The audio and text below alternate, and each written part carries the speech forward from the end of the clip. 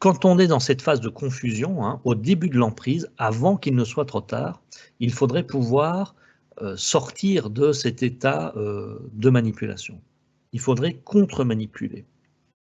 Alors, contre-manipuler, c'est extrêmement compliqué. Il y a on va voir quelques techniques, enfin quelques conseils en tout cas. Celle qui semble donner le plus de résultats, c'est ce qu'on appelle la technique du brouillard. Donc on va utiliser certains aspects de la communication malsaine, mais sans, et ça je pense que c'est important aussi, sans utiliser soi-même la communication malsaine. Pourquoi est-ce que j'insiste là-dessus? C'est une tendance normale, je veux dire, c'est une tentation, on aurait envie finalement de manipuler le manipulateur, c'est-à-dire de lui rendre un peu la monnaie de sa pièce. Alors pourquoi est-ce que c'est une mauvaise idée? Premièrement, c'est un peu comme si il y avait un amateur contre un professionnel. On a vu que dans le statut de victime, il y avait des qualités humaines. La plupart du temps, il y avait une sorte d'humanisme relationnel. Et donc, quelque part, dès le départ, hein, c'est impossible d'être au même niveau qu'un manipulateur. Donc, s'engager sur les mêmes techniques que lui, c'est déjà être perdant. Deuxième raison pour laquelle c'est contre-indiqué d'essayer de manipuler, c'est que la culpabilité qui échappe au pervers, elle ne va pas échapper à la victime. C'est-à-dire à un moment donné, quand elle va prendre conscience de ce qu'elle a fait, de ce qu'elle a été obligée, contrainte de faire, à ce moment-là, il peut y avoir des sentiments désagréables très forts.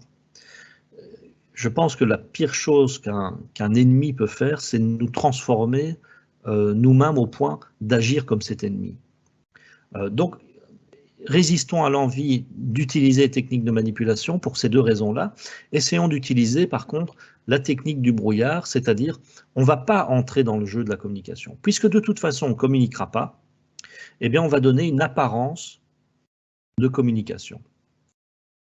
Alors, cette apparence de communication, hein, c'est important, si vous résistez suffisamment longtemps, le pervers va changer de cible. S'il voit que vous n'êtes pas facilement influençable, il va vite se lasser. Donc, il y a un peu un jeu à tenir, là, il y a un courage à avoir pendant quelques temps, maintenir ces techniques, et à un moment donné, il va y avoir une victime, malheureusement pour elle, mais on n'en est pas responsable, mais il va y avoir quelqu'un d'un peu plus faible qui va attirer l'attention du pervers.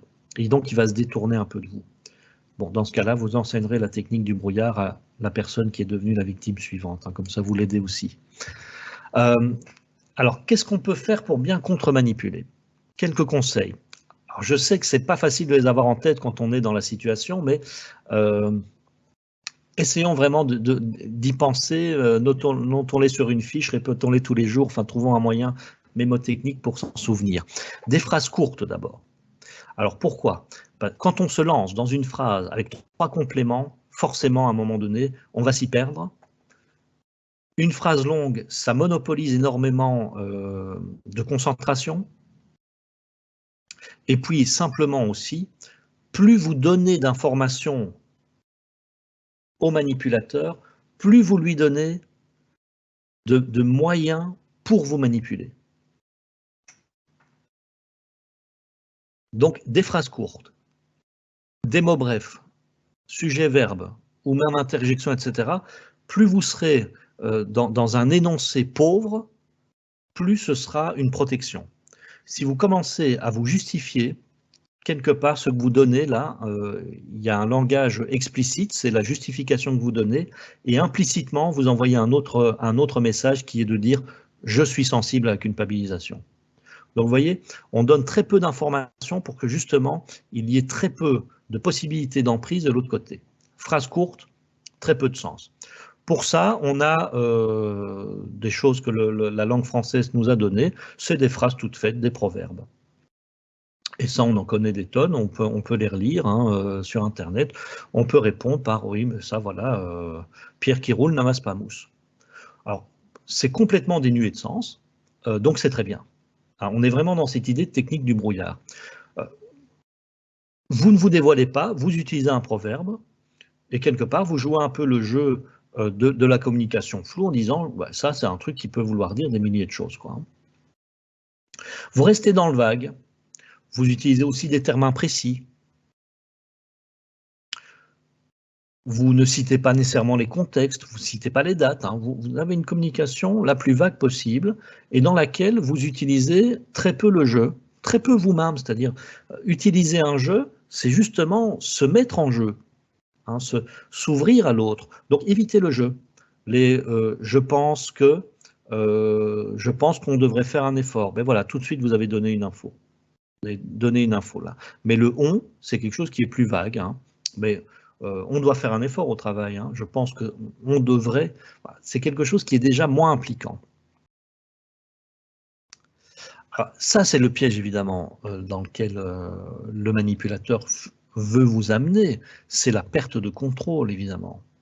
C'est l'idée derrière, c'est que généralement, quand vous êtes poussé à bout, vous allez perdre le contrôle en public. Et là, vous allez envoyer le message à tout le monde que vous avez vraiment un problème.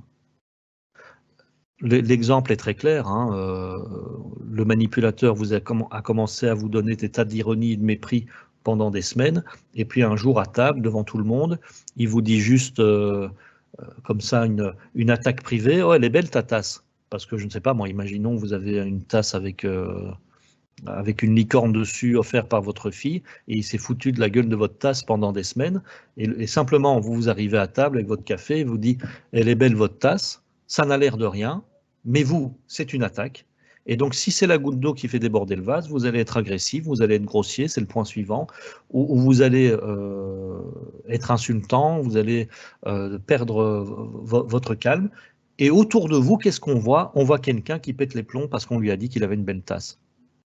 Et donc là, vous vous êtes tiré une balle dans le pied quelque part, et dès votre départ, hein, si vous claquez la porte, vous allez évidemment entendre une petite phrase du style « mais je pense qu'il a un problème, lui hein », qui va être distillé par le manipulateur. Donc vous voyez, ça c'est extrêmement important. Tentez de garder le calme, de ne jamais céder à l'agressivité. C'est aussi une tentation qu'on a de se dire l'agressivité va impressionner l'autre. C'est pour ça qu'on est en colère, qu'on est agressif. Et c'est pour ça que quand on est en colère, on est rouge, on a les traits déformés, c'est parce qu'on veut faire peur à l'autre pour éviter le conflit. Donc ne pensez pas que ça va marcher ici. Gardez votre calme, restez toujours poli, restez toujours neutre. Ça va jouer en votre faveur à long terme. Ne vous justifiez pas, ne vous justifiez jamais. En vous justifiant, vous transmettez des informations sur lesquelles le pervers va pouvoir s'appuyer pour continuer son emprise. Donc si vous dites non, c'est non. Si on vous demande pourquoi, vous répondez simplement non. Vous jouez ce jeu de la non-communication. Vous justifier, c'est croire que l'autre va tenir compte de ce que vous dites pour changer son opinion. Non, non, il a une opinion qui est faite, ne vous justifiez pas. Si on vous demande pourquoi, vous répondez simplement non, ou c'est comme ça, ou vous sortez une petite expression. Ah, mais tu sais, t'en vas la cruche à l'eau, qu'à la fin elle se casse. Hein.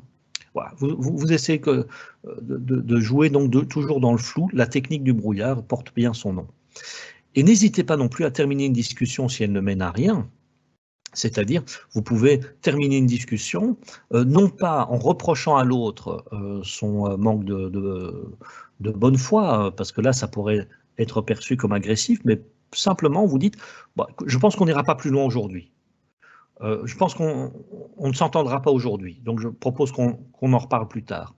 Donc voilà, vous mettez fin à une discussion parce que vous trouvez que ça ne sert à rien de discuter une heure de plus, on n'avancera pas d'un millimètre. Vous dites ça avec calme, vous rompez la discussion, et donc quelque part, si vous rompez la discussion, vous rompez aussi l'emprise.